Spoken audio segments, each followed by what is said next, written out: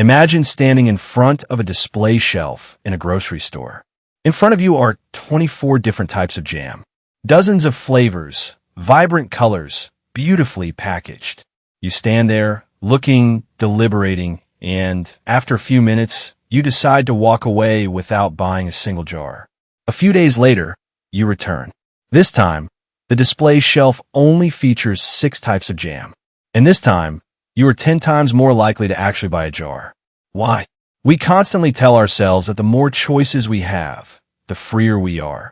That more options make it easier to find the exact, perfect fit for our lives. But your brain doesn't actually work that way. There is an uncomfortable truth at the heart of human psychology. Limitless freedom doesn't produce happiness. It produces paralysis. We are living through an unprecedented moment in human history. An era where choice is everywhere, all the time. You open a streaming app and spend 45 minutes scrolling through thousands of titles, only to close the app without watching anything. You step into your career and feel completely exhausted by the sheer volume of paths, courses, and conflicting advice on how to succeed. You open a dating app, swiping through hundreds of profiles every day, yet end up feeling more disconnected and lonely than ever. We tell ourselves, I'm not satisfied yet because I haven't found the right option. I just need more opportunities. But what if the abundance of opportunities is the very thing quietly draining your ability to feel content? Psychologists call this the paradox of choice. And once you understand the neurological mechanisms driving it, you'll realize something counterintuitive. In the modern world, the only way to reclaim satisfaction is to intentionally narrow your world down. Think back to an experience you likely had just recently. You come home after a long day.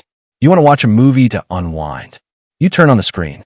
An endless wall of options appears before you. Action, drama, documentaries, trending shows. You read the synopsis of the first movie. It looks decent, but a voice inside thinks, what if the next one is better? You keep scrolling. You watch a trailer for a third option, then a fourth. You compare. You weigh the trade-offs.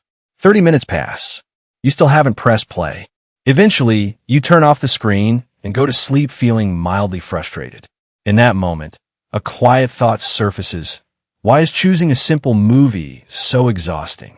Most people assume that struggling to make a choice is a personal flaw. We blame a lack of decisiveness, a weak will, or not knowing what we truly want. We assume that if we were just smarter or clearer about our goals, making a decision would be effortless. In a landmark study at Columbia University, psychologist Sheena Iyengar set up a real-world experiment in an upscale supermarket. On the first day, researchers set up a tasting booth featuring 24 varieties of jam. The large display attracted a massive crowd of shoppers.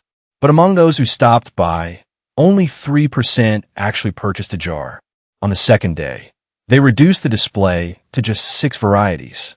Fewer overall people stopped by the table. But the result was startling. 30% of them bought a jar. More options generated more attention, but drastically reduced the ability to take action. Psychologists refer to this phenomenon as decision paralysis. The human brain is not a computer with infinite processing power. To compare 2 options, the brain must expend cognitive energy. When you increase your options from 2 to 10, the number of internal comparisons your brain must perform doesn't scale linearly. It scales exponentially. Think of your brain like an internet browser. When you have 2 options, you have 2 tabs open. Everything runs smoothly. When you have 50 options regarding your career, your relationships, or your lifestyle, you are running 50 active tabs simultaneously. The screen stutters. The processor overheats. And eventually, the entire system freezes. Paralysis doesn't happen because you lack good options. It happens because your brain's processing capacity is exhausted before it can ever make a commitment. Yet paralysis is only the first stage of this modern friction. Because even when you manage to break through the freeze and make a choice, the real psychological toll begins. Suppose you overcome the paralysis. You commit to job A instead of job B. Or you pick the black phone instead of the white one. You hold your new decision in your hands. The phone works great. The new job is perfectly fine. Logically, you should feel satisfied. Yet within a few days, a subtle wave of discomfort begins to surface. What if I had taken job B? I heard their flexibility is better. Maybe I should have gotten the white phone. It looked cleaner. Suddenly, the immediate value of what you actually have gets pushed aside, replaced by lingering friction. We usually assume this dissatisfaction means our choice was flawed. We believe that if we had just made the perfect selection, we wouldn't feel any regret.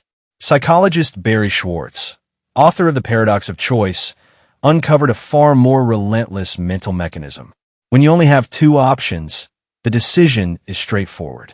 You choose A, which means you forego B. The opportunity cost is simply the value of B. When you have 100 options, choosing A means forfeiting 99 other possibilities. Your brain does not compare option A against each individual alternative. Instead, it unconsciously aggregates the absolute best features of all 99 rejected options into a single, imaginary super option. And no real-world choice can ever compete with a phantom option built from the best parts of 100 alternatives. It's like attending a massive buffet. If there are only 3 dishes, you eat the roasted chicken and enjoy it. If there are 100 dishes, while eating that same chicken, your brain is actively imagining the crispiness of the fried shrimp, the richness of the steak, and the freshness of the salad. Every bite of chicken tastes slightly less satisfying because it carries the weight of every flavor you didn't sample. Neuroscientists have found that when we ponder a missed alternative, the prefrontal cortex registers signals similar to physical loss. The more options you are given, the more loss you experience after you decide. You aren't unhappy because your choice was bad. You are unhappy because your brain is continuously adding up the value of everything you left behind. Which brings us to a deeper question. Why does this constant internal friction affect us so much more than it affected previous generations? Go back 50 years. Imagine your grandparents going to buy a pair of jeans. They walked into a store. There was exactly one type of jeans on the shelf. They might have felt a bit stiff or fit slightly loose at the waist, but they were durable. They bought them, wore them, and felt completely fine about it. If those jeans were uncomfortable, who was to blame? The manufacturer.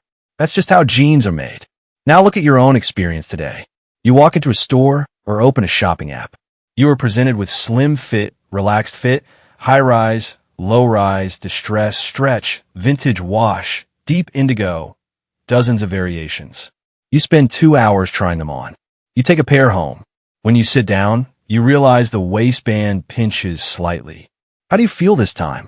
Who do you blame? You can't blame the manufacturer anymore. With thousands of styles available, a pair that fits you perfectly must exist. If you ended up with a pair that isn't perfect, it feels like your fault. This is the most dangerous shift driven by an abundance of choice, the shift of responsibility. When options are scarce, the world takes the blame for imperfection. When options are infinite, you take the blame. Barry Schwartz describes this as the artificial escalation of baseline expectations. When options are limited, your expectations remain modest. When an outcome exceeds those modest expectations, you feel pleasantly surprised. When options become infinite, your expectations instantly hit the ceiling. You demand perfection. And because real life is inherently imperfect, every actual outcome fails to meet the standard you built in your mind. This combination of sky-high expectations and internal self-blame creates a constant stream of background anxiety. We assume we feel unfulfilled because we didn't work hard enough to find the ultimate choice. In reality, the expectation that a perfect choice exists is what ruins your capacity to enjoy what is already in front of you. And this psychological dynamic splits us into 2 distinct types of decision-makers. In behavioral psychology, researchers divide how people approach choices into 2 main categories. The first group are maximizers. The second group are satisficers. Maximizers are driven by a single goal, to make the absolute best possible choice. Before buying a camera, a maximizer reads every review, watches 20 comparison videos, and checks prices across 5 different retailers. Before choosing a restaurant, They scroll through pages of ratings to ensure they don't miss out on the top-rated spot. They believe this thoroughness is the key to living a better life. Satisficers, on the other hand, look for options that are simply good enough. They set a clear threshold in their minds. I need a camera that takes sharp photos and costs under $400. As soon as they find a first option that meets those criteria, they buy it and stop searching. They don't care if there's a camera that is 5% better at a store down the street. So, who ends up happier? Longitudinal psychological studies reveal a striking pattern. Objectively, maximizers often secure slightly better outcomes. They land jobs with slightly higher starting salaries and find products at slightly better prices. Subjectively, however, maximizers consistently report lower levels of happiness, higher rates of regret, and greater susceptibility to burnout. Why? Because reality isn't built for absolute optimization.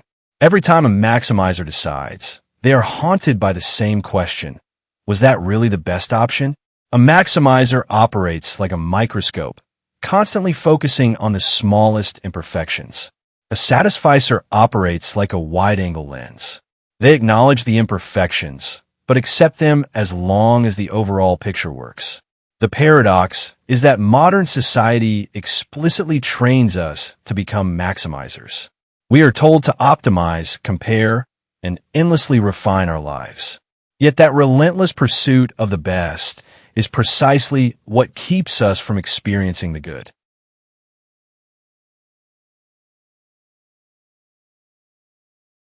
Look at how the picture comes together. We start with a core belief. More options bring more freedom, and more freedom brings more happiness. Yet the psychology reveals the opposite. An excess of choices creates paralysis instead of action. It creates phantom alternatives that make us regret what we have chosen. It inflates our expectations to impossible levels, leaving us to blame ourselves when reality inevitably falls short. Real freedom isn't about how many open doors are standing in front of you.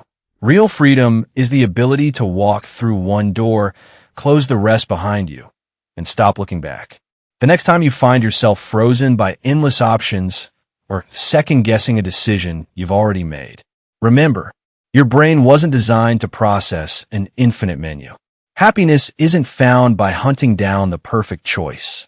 Happiness is found by choosing what is good enough and then giving it your full attention.